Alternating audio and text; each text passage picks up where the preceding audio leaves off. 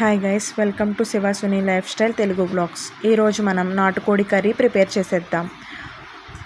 ఈ కర్రీ కోసం onions, mirchis, coriander చిన్న చిన్న ముక్కలుగా కట్ చేసుకొని పక్కన పెట్టుకోవాలి. అలాగే తగినంత చింతపండు హాట్ వాటర్లో నానబెట్టుకోవాలి. కొంచెం అల్లం, వెల్లుల్లి, జీలకర్ర పేస్ట్ రెడీగా పెట్టుకోవాలి. తర్వాత కుక్కర్ తీసుకొని కొంచెం హీట్ చేసుకొని అందులో సరిపడా ఆయిల్ వేసుకోవాలి.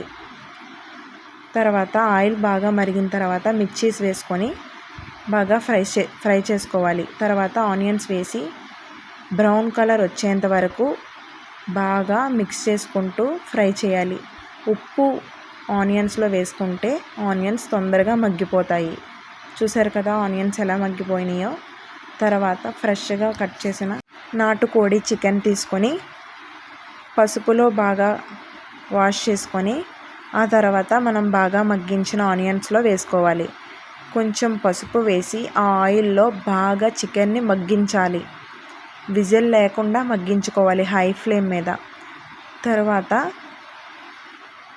బాగా కలిపిన తర్వాత ఒక గ్లాస్ వాటర్ పోసుకొని చికెన్ మునిగేంత వరకు వాటర్ పోసి విజిల్ పెట్టాలి.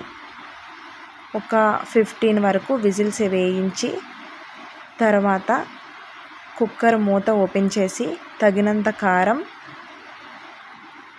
వేసుకొని బాగా కలపాలి. ముక్కలన్నిటికీ పట్టేంత వరకు కలుపుకొని మగ్గిన తర్వాత చింతపండు రసం వేయాలి.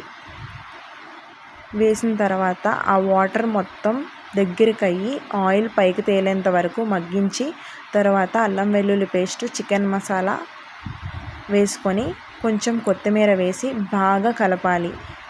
మొత్తం ఆయిల్ పైకి తేలేంత వరకు మగ్గిస్తే ఎంతో రుచికరమైన చికెన్ రెడీ అయిపోతుంది. మీకు నచ్చినట్లయితే లైక్, షేర్ అండ్ సబ్స్క్రైబ్.